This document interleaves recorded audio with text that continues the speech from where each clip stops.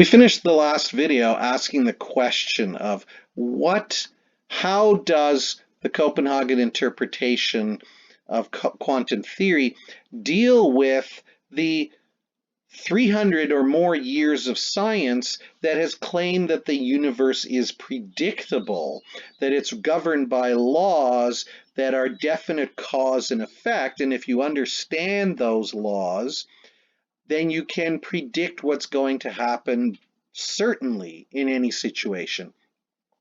On the other hand, the Copenhagen interpretation claims that in fact you can only look at probabilities. You can't ever know for sure what can happen.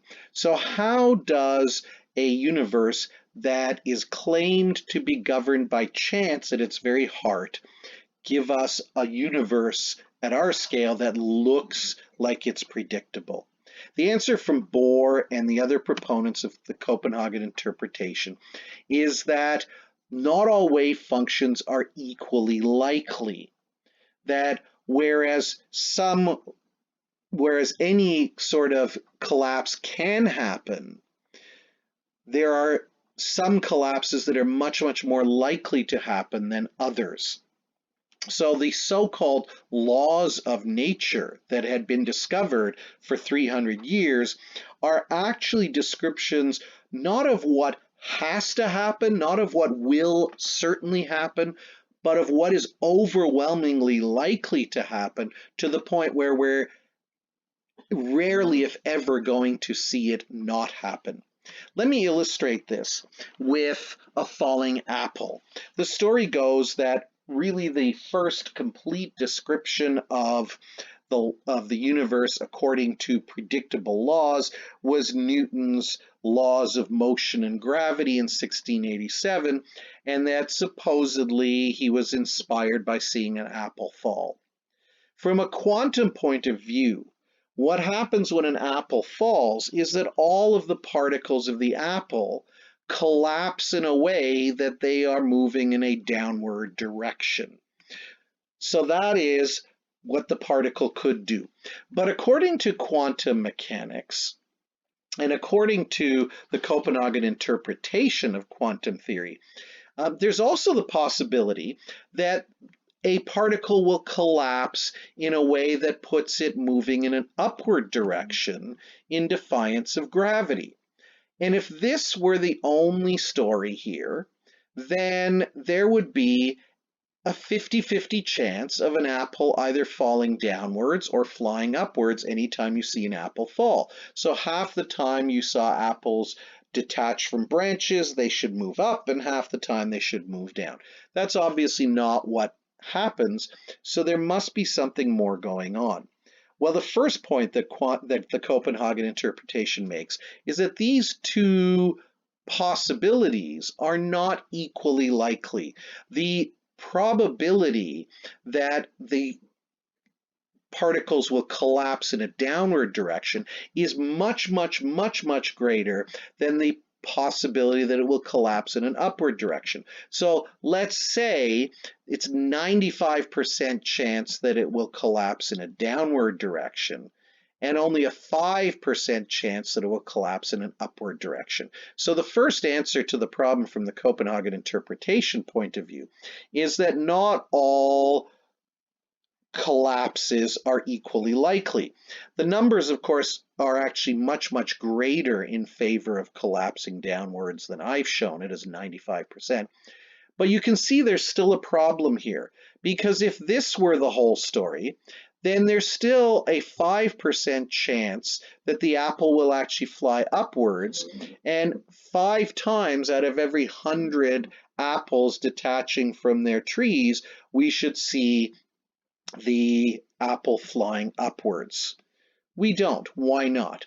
Because of course the apple is not made of a single particle that's collapsing one time into one state. It's actually made of bazillions and bazillions and bazillions of particles, and every one of them is making that collapse, and every one of them is much more likely to collapse in a downward direction than an upward direction.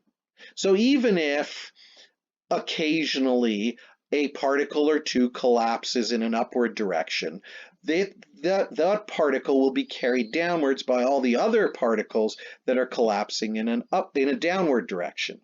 For the apple to actually fly upwards, the situation would have to look like this, that enough particles would have to collapse in an upward direction to overwhelm all the particles collapsing in a downward direction and carry them upward. And what are the chances of that?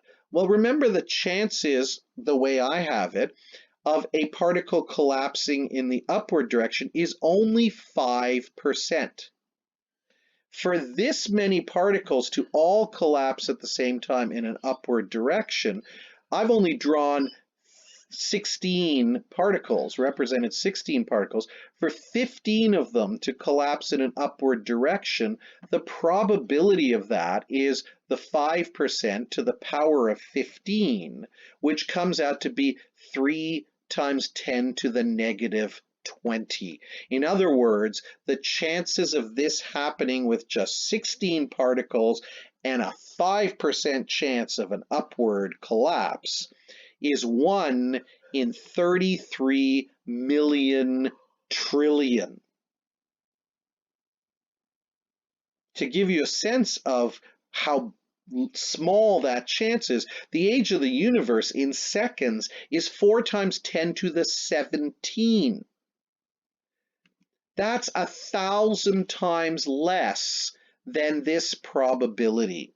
So even exaggerating the probability of this collapse, this upward collapse, and taking only 16 particles, even if you watched apples falling, one apple every second since the universe began, the chances would still be only 1 in 1,000 that you would ever have seen an apple falling upwards.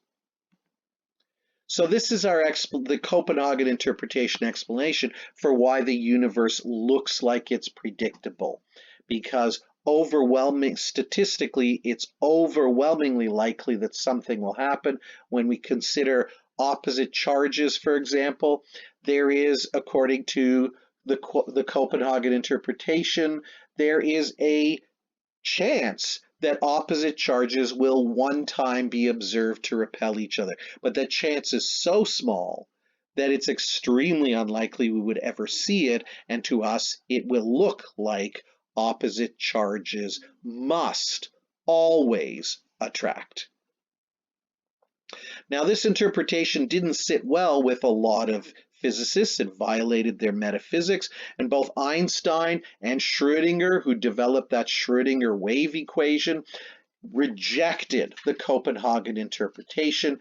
They hated the idea that nature is fundamentally random and can only be understood statistically rather than being understood through definite cause-effect. Einstein is often paraphrased. He did say something to this extent, but it's paraphrased a little bit here, where he said God does not play dice with the universe. Schrödinger was perhaps less poetic. He said about the Copenhagen interpretation of quantum theory, I don't like it, and I'm sorry I ever had anything to do with it. And in fact, as I recall, he followed his own words and ended up switching from physics into biology. Schrödinger actually came up with a famous thought experiment to try to illustrate the nonsense he thought was Copenhagen interpretation, and that involved the famous Schrödinger's cat, and that will be our next video.